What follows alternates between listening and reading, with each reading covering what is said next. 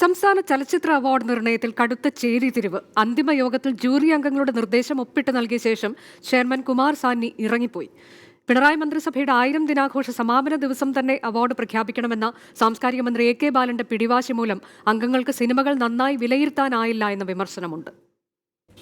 21 സിനിമകൾ കുമാർ സാഹ്നി ചെയർമാനായ ജൂറിക്ക് വിലയിരുത്തലിന് കിട്ടിയത് കുറച്ചു സമയം മാത്രം. ഒടുവിൽ ചെയർമാനും ജൂറി അംഗങ്ങളും ചേരിപ്പോരും.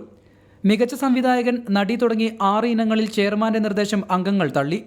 അവാർഡ് പ്രഖ്യാപനം 1000 ദിനാഘോഷ സമാപനത്തിൽ തന്നെ പ്രഖ്യാപിക്കണമെന്ന മന്ത്രിയുടെ വാശി കൂടിയായതോടെ അവസാനവട്ടം വിധിനിർണയ സമിതിയിൽ കൂട്ടപ്പൊരിച്ചിലായി. അന്തിമ യോഗത്തിൽ നിന്നിറങ്ങിപ്പോയ ജൂറി ചെയർമാനെ പ്രഖ്യാപന വേളയിൽ കണ്ടതുമില്ല. മികച്ച ചിത്രമായി തെരഞ്ഞെടുത്ത കാന്തൻ ദ കളർ ഓഫ് ലവിന്റെ സംവിധായകൻ ഷെരീഫ് ഈസയെ മികച്ച സംവിധായകനായി നിർദ്ദേശിച്ചത് കുമാർ സാഹ്നി. സംവിധായക മേന്മ അളക്കേണ്ടത് പല മാനദണ്ഡങ്ങളും വിലയിരുത്തിയാകണമെന്ന് അംഗങ്ങൾ.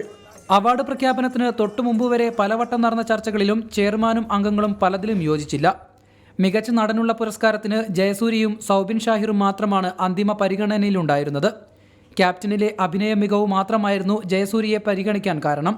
പക്ഷേ അവാർഡ് പ്രഖ്യാപനമായപ്പോൾ ക്യാപ്റ്റനൊപ്പം ഞാൻ മേരിക്കുട്ടിയിലെ അഭിനയവും കടന്നുകൂടി. മികച്ച നടിക്കായി നിമിഷ സജയൻ, ഐശ്വര്യ ലക്ഷ്മി, അനു സിത്താര എന്നിവരെ പരിഗണിച്ചപ്പോൾ ജൂറി ചെയർമാൻ ഉർവശിക്ക് വേണ്ടിയാണ് വാദിച്ചത്. അരവിന്ദന്റെ അതിഥികളിലെ അഭിനയമാണ് കുമാർ സാഹ്നി ചൂണ്ടിക്കാട്ടിയത്.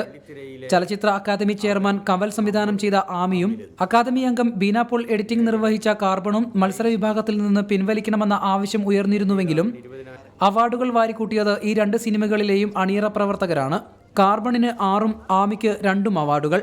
സുഡാനി ഫ്രം നൈജീരിയയും അവാർഡുകൾ വാരിക്കൂട്ടി. മികച്ച ചിത്രമായി തെരഞ്ഞെടുക്കപ്പെട്ട കാന്തൻ ദ ലവർ ഓഫ് കളർ ഇനിയും തിയേറ്ററുകളിൽ എത്തിയിട്ടില്ല.